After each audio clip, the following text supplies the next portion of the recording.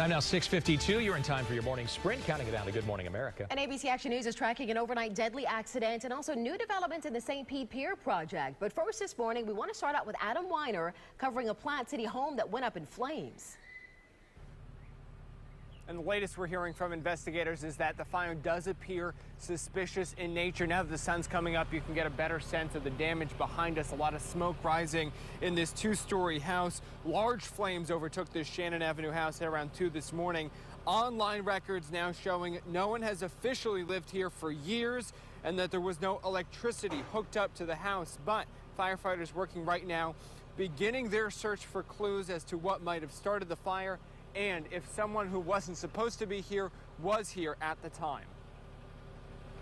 A trial date may be set today for triple murder suspect Andres Avalos. He's accused of killing his wife, a neighbor, and a Manatee County reverend in what investigators called a crime of passion.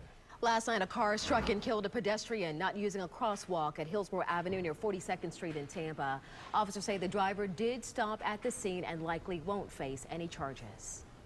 We're checking on the condition of a 17-month-old who nearly drowned in Newport Richey. A relative found the child in a pool at a home on Gulf Highlands Drive late yesterday morning. He was flown to the hospital in critical condition. Governor Rick Scott is touting job growth in the Bay Area today. He will be touring Creative Agency Services team on Fruitville Road in Sarasota this morning. Governor Scott ran for re-election, promising to keep creating jobs here in the Bay Area.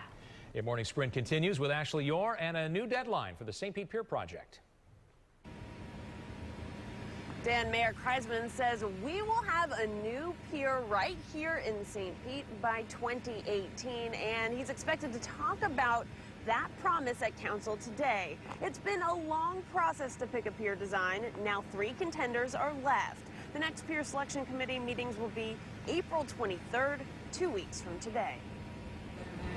The state of Florida is poised to repeal its nearly 40-year-old ban on gay adoption. The Florida House has already voted to end the ban, while the Florida Senate gave tentative approval to the legislation, which strips language from state law banning gay people from adopting children. Former Hillsborough County School Superintendent Mary Ellen Elia will have to continue her job search. Officials eliminated her from the list of finalists for the superintendent job in Palm Beach County.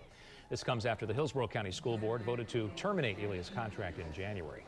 Bridge drivers, good news. That crash we've been reporting for you on the Gandy, now pushed off to the right shoulder. Both lanes are getting by. 20 minutes southbound from 275 to the apex on down to I-4. You're still looking great, 75 and I-4. And the veteran drive times right now, you are a little bit slower, but it is pretty typical for this time of day. You've got over 20 minutes right now from 54 down to 275.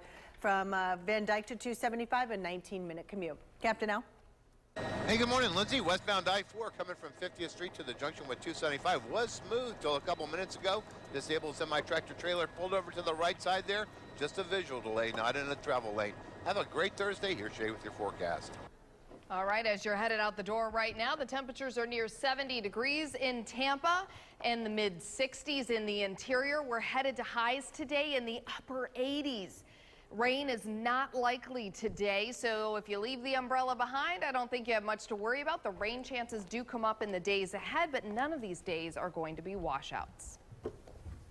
USF students are taking a stand against sexual violence and the culture fostering it. Tonight, they will pledge not to participate in any gender-based violence at the 9th annual Take Back the Night event.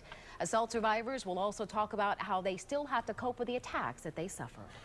You can support some local workers who are getting a cut for a cure today at Cigar City Brewing. You're welcome to join the Bear and Hair Shaving event at 6:30 this evening, benefiting the Pediatric Cancer Foundation. This is the website where you can donate. You can head to our website, abcactionnews.com, and click on story links to go there. And don't forget, today's your last day to win Garth Brooks tickets for free. Good so luck. Make sure you go to our website and Facebook page.